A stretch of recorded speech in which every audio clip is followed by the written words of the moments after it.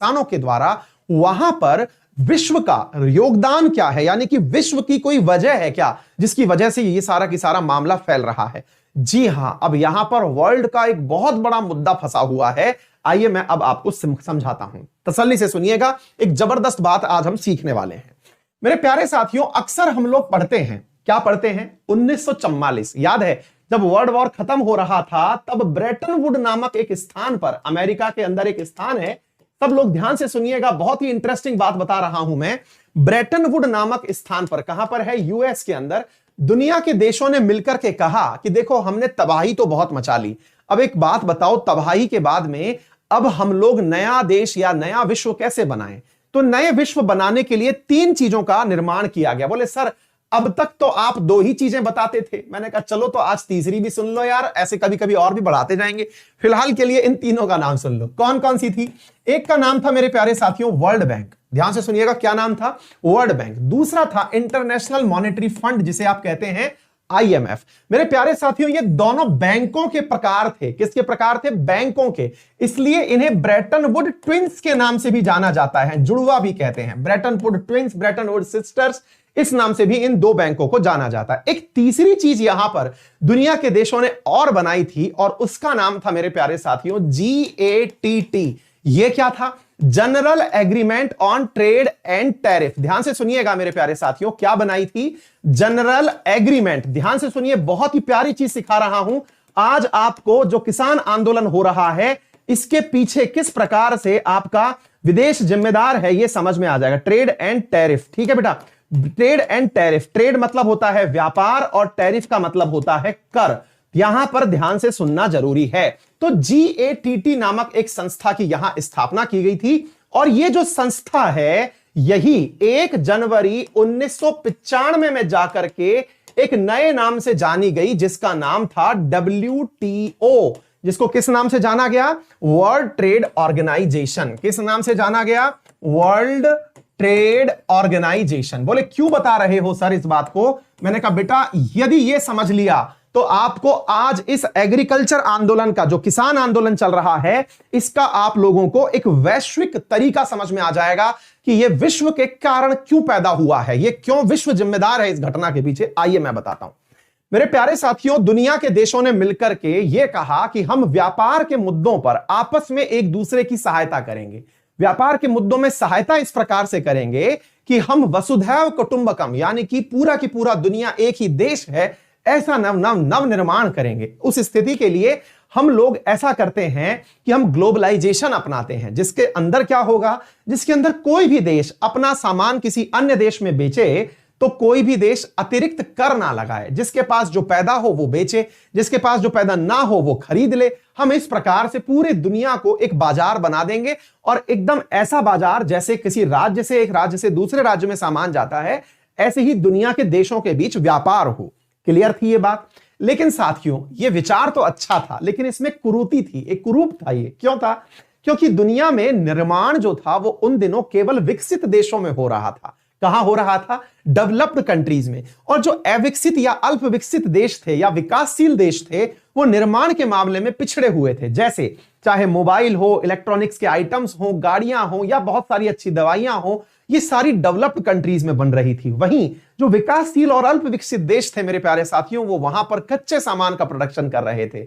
ऐसी स्थिति में व्यापार सामान्यतया एक दिशीय होने लगा। विकासशील देशों में इंपोर्ट बढ़ने लगे और विकासशील देश जो हैं वो कर्जे में दबने लगे, जिसको हम ट्रेड डेफिसिट कहते हैं, व्यापार घाटा कहते हैं। ठीक है, ऐसी स्थिति में व्यापार घाटे में विकासशील देशों को और अल्प विकसित देशों को इन WTO वालों ने, जिन्होंने यह संगठन बनाया कि दुनिया एक प्रकार से ऐसे व्यापार करे कि व्यापार में किसी प्रकार का अवरोध ना हो, कृषि जैसे मुद्दे को, जो कि विकासशील और अल्प विकसित देशों की एक नींव होती थी, उन्हें तोड़ने के लिए इन्होंने दुनिया में कृषि के लिए एक एग्रीमेंट किया, जिसे एग्रीमेंट ऑन एग्रीकल्चर कहते हैं। जिसे क्या कहते हैं? एग्रीमेंट ऑन एग्रीकल्चर कहते हैं। ध्यान से सुनिएगा, आज फिर से वही वाली बात है कि कई विद्यार्थी इस बात को पहली बार सीखेंगे। कोई बात नहीं, मेरी तो आदत ही रही है कि मैं आपको वही चीज दोबारा दोबारा नहीं दोहराता कि यहां की नदी ये है, यहां का तालाब ये है, यहां का बांध ये है। हम कुछ नया सीखने का प्रयास करें, जिससे कि आपको अपने दिमाग में विचार बढ़ाने का प्रयास करें।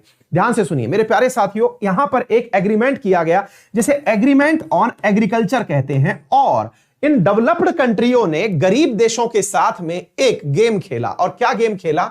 इन्होंने क्या किया मेरे प्यारे साथियों, यहां पर मुझे पेज की कमी पड़ रही है तो मैं अगले पेज को यूज कर ले रहा हूं। ध्यान से सुनिए, इन्होंने यहां पर गेम खेला, और वो गेम ये खेला कि इन्होंने दुनिया की जितनी भी प्रकार की सब्सिडी थी, जितनी भी प्रकार की सब्सिडी थी, उन्हें 3 भागों में बांट दिया। कौन कौन से भागों में बांट दिया? एक का नाम था ग्रीन बॉक्स और दूसरे का नाम था अंबर बॉक्स। अब मैं आपको पहले ये 2 समझाऊंगा और उसके बाद तीसरा जो है वो मैं समझाऊंगा जिसका नाम है ब्लू बॉक्स। ये समझने से पहले कईयों को यह समझना होगा कि सब्सिडी होती क्या है। मैं आपको बताता हूं सब्सिडी क्या होती है, जिसको लेकर के अभी लड़ाई चल रही है, जिसको लेकर किसान सड़कों पर हैं। अब आप उसको अपने आप जोड़ करके देख लीजिएगा। यह है फुल फॉर्म इसकी, मिनिमम सपोर्ट प्राइस। सब्सिडी कहीं भी नहीं है इस शब्द में, मिनिमम सपोर्ट प्राइस, ठीक है। अच्छा, और यहां पर मेरे प्यारे साथियों ये जो शब्द लिखा हुआ है सब्सिडी, ये किस प्रकार से एमएसपी को समझाती है, आइए हम समझने का प्रयास करते हैं। अब समझिए ध्यान से मेरे प्यारे साथियों, हम अक्सर इस पेन का व्यापार करते हैं। कल यही हड़ताल पर चला गया था और मैं माफी चाहता हूं कि थोड़ा सा ज्यादा कंटेंट की डेप्थ में चला गया हूं। कई विद्यार्थियों को बड़ी ही घुटन सी हो रही होगी कि यार ये तो क्या ही पढ़ाते जा रहे हो गुरुजी, नॉलेज में इतना भी हमको आवश्यकता नहीं है, हमने इतने बड़े अरमान नहीं देखे हैं। लेकिन मैंने देखे हैं कि मेरे सामने इस देश का वो युवा बैठा हुआ है जो बहुतों को दिशा दिखाएगा। मैं आपके लिए बहुत सकारात्मक हूं, उम्मीद है कि आप भी शांतिपूर्वक इस बात को सुनेंगे। मेरे प्यारे साथियों, हमने इस पेन को बहुत बार बेचा है बाजार में, है ना। आपके सामने बहुत बार कहा है कि ये इतने का बिक गया, कल ये हड़ताल पर चला गया, चला नहीं था, है। अब सुनो भैया क्या हुआ, ये जो पेन हम बेच रहे हैं आपके सामने, मान लीजिए इसको बनाने की लागत, मैंने इंडिया में इस पेन को बनाया, मान लीजिए इस पेन को बनाने की लागत 50 रुपए आई थी, 50 रुपए आई थी। लेकिन इसी पेन को चाइना वालों ने 20 रुपए में बना दिया। दोबारा से सुनिए, चाइना वालों ने 20 रुपए में बना दिया, मैंने 50 रुपए में बनाया। हम दोनों को इस पेन को बेचना था। कहां बेचना था? कोई तीसरे देश में, मान लो श्रीलंका में बेचना था। 2 देश बनाने वाले हो गए, एक भारत एक चाइना। एक ने 50 में बना के तैयार किया क्योंकि हमारे यहां लेबर महंगी है, अच्छी इंडस्ट्रीज नहीं है, और उन्होंने चीप लेबर और अपने जो रूल्स हैं उनकी वजह से उसे सस्ता बना दिया। क्लियर है? अब आप कॉमन सेंस से यह तो पता लगा ही सकते हैं कि भाई कौन इसे जल्दी खरीदेगा या कौन से देश के माध्यम से खरीदा जाएगा। तो आंसर है श्रीलंका वाले जल्दी से चाइना से इसे खरीद लेंगे। Okay sir. फिर आप पूछेंगे इंडिया को क्या हुआ? मैंने कहा भाई इंडिया तो WTO का मेंबर है, ऐसी स्थिति में क्या हुआ? इंडिया ने कहा कि भाई हमारा भी खरीद लो। लोगों ने कहा बहुत महंगा है, क्यों खरीदें? इंडिया ने चाल चली। क्या चाल चली? इंडिया ने कहा यह 50 का पेन भले ही बन करके तैयार हुआ हो, लेकिन श्रीलंका वालों तुमको यह 20 में ही मिलेगा। यह क्या था? अब दोबारा सुनिएगा, श्रीलंका वालों आपको यह जो पेन है यह 20 रुपए में ही मिलेगा। आप पूछेंगे फिर 30 रुपए का क्या होगा? भारत सरकार ने कहा वो 30 रुपए मैं अपने खाते से भरूंगी। बोले क्यों भाई, आप इतने मेहरबान क्यों हो रहे हैं श्रीलंका पे? बोले मैं श्रीलंका पे मेहरबान नहीं हो रहा हूं या हो रही हूं, मैं तो चाइना को बताना चाहता हूं कि तुम बेटा अगर 20 में बना के दोगे तो हम इसको 20 में पहुंचा जरूर देंगे, भले ही घाटा हमें उठाना पड़े। आप में से कई लोग कहेंगे इससे तो भारत का नुकसान है ना, चलो तो इसको थोड़ा फायदे में बदलते हैं। मैंने कहा भारत सरकार ने कहा कि मैं इसे 10 रुपए में ही उपलब्ध करवाऊंगा, भले ही ये 50 में मिला हो। उधर चाइना वाले कितने का दे रहे थे? 20 का। अब बताइए किसका पेन बिकेगा? भारत का बिकेगा। भारत ने क्या बढ़ा दिया? अपना निर्यात बढ़ा दिया। निर्यात बढ़ाने के लिए भारत सरकार ने क्या खर्च किया? पैसा खर्च किया। इसी खर्च किए हुए पैसे को हम क्या कहते हैं? सब्सिडी कहते हैं। क्या कहते हैं बेटा?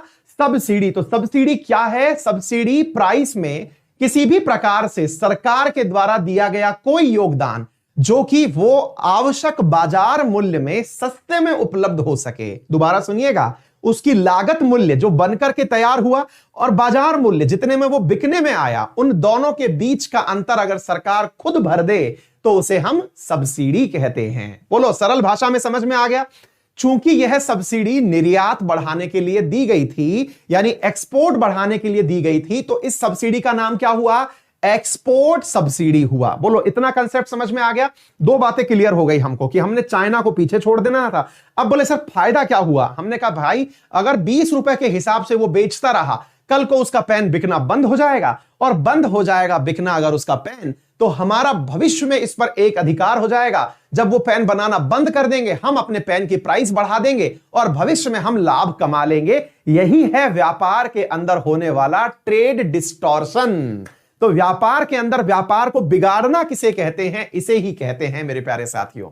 और इस प्रक्रिया के अंदर जो अभी तरीका हमने अपनाया, एक दूसरे का प्राइस ऊपर नीचे करके, ये मार्केट बिगाड़ने के लिए काम में लिया जाता है। बोलिए, इतना समझ में आ गया? इसे सामान्य भाषा में प्राइस वॉर भी कहते हैं। क्या कहते हैं?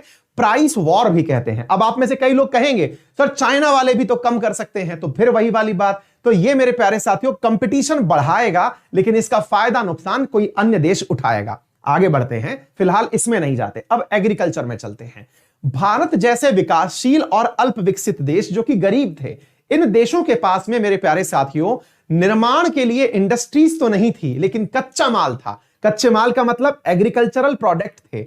ऐसी स्थिति में इन्होंने विकसित देशों से कहा कि आप तो हमें बहुत अच्छा अच्छा सामान बना के बेच रहे हैं, आप हमसे भी एग्रीकल्चर प्रोडक्ट खरीदिए। तो अमेरिका ने कहा तुम्हारे यहां गेहूं 20 रुपए किलो आता है और मेरे यहां गेहूं मुफ्त में मिलता है, अब बताओ क्या करूं?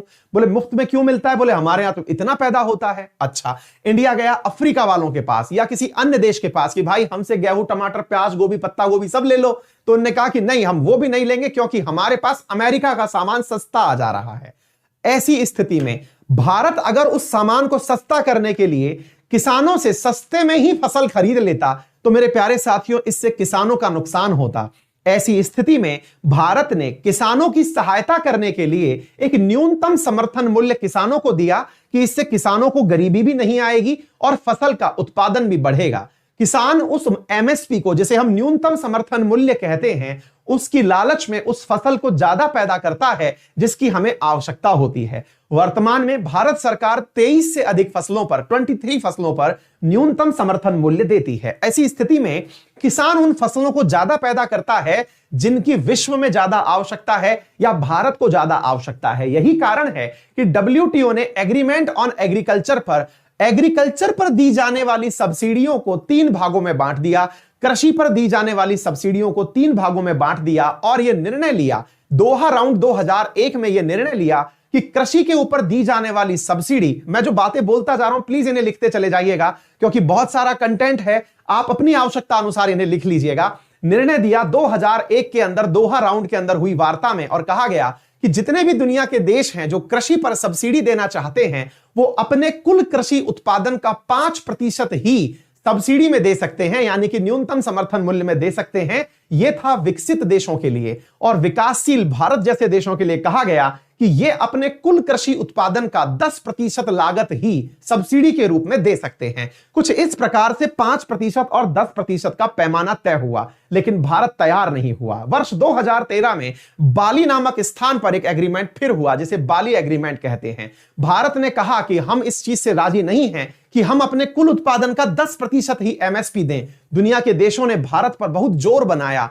और कहा कि नहीं, आपको अपने कृषकों को दी जाने वाली सब्सिडी बंद करनी होगी क्योंकि वो किसी ना किसी प्रकार से अंबर बॉक्स में पड़ रही है। अभी मैं आऊंगा कि अंबर बॉक्स क्या है। वो किसी ना किसी प्रकार से अंबर बॉक्स में पड़ रही है, दुनिया के व्यापार को बिगाड़ रही है। भारत ने कहा कि देखिए, अगर बिगाड़े तो भी मैं अपने किसानों के खिलाफ खड़े नहीं हो सकती। ऐसी स्थिति में मेरे प्यारे साथियों, दुनिया के देशों ने भारत को एक शांति व्यवस्था दी, जिसे हम पीस क्लॉज के नाम से जानते हैं, और कहा कि आने वाले 10 साल तक भी आप ऐसा कर सकते हैं। लेकिन मेरे प्यारे साथियों, भारत तब भी नहीं माना। भारत ने कहा कि मैं अपने किसानों का न्यूनतम समर्थन मूल्य बंद नहीं कर सकता, अगर ऐसा हुआ तो किसान सड़कों पर उतर के आ जाएंगे। और मेरे प्यारे साथियों, आज केवल एक बिल के अंदर यह हिंट निकल के आ रहा है कि कहीं भविष्य में सरकार एमएसपी बंद ना कर दे। भारत के अंदर चारों तरफ चक्का जाम कर दिया गया। क्यों? क्योंकि यह स्थिति भारत की उस परिस्थिति को दुनिया के सामने ला करके दिखाने वाली है। कहीं ना कहीं आप यह समझ के चलिएगा कि एमएसपी दुनिया के दबाव में भारत पर बंद कराने का जोर तो है, लेकिन वहीं भारत सरकार इस आंदोलन के माध्यम से दुनिया को भी दिखाना चाहती है कि भविष्य में हमारे ऊपर इस बात का जोर मत डालना कि हम न्यूनतम समर्थन मूल्य हटा दें। उम्मीद है सभी साथियों को ये बातें बहुत अच्छे से समझ में आ गई होंगी। क्लियर है? तो आपके सामने दो पक्ष बनते हैं कि किसानों के द्वारा किया जाने वाला प्रदर्शन वो तो उनका नैतिक अधिकार है, लेकिन इसके लाभ भारत सरकार को हो रहे हैं। कैसे? भविष्य में भारत को एमएसपी देने से दुनिया के देश भी नहीं रोक पाएंगे, क्योंकि भारत इन चीजों का, धरना प्रदर्शनों का फोटो दिखाएगा कि देखिए हमने प्रयास करने की कोशिश की थी तो ऐसा हुआ। लेकिन भारत सरकार अभी भी कहीं यह नहीं बोल रही है कि हम एमएसपी को लीगल कर देंगे, क्योंकि लीगल करते ही, अगर हम उसको लीगल कर देते हैं तो मेरे प्यारे साथियों ये सीधा सीधा अंबर बॉक्स में आ जाएगा। अंबर बॉक्स अब होता क्या है वो सुनिए।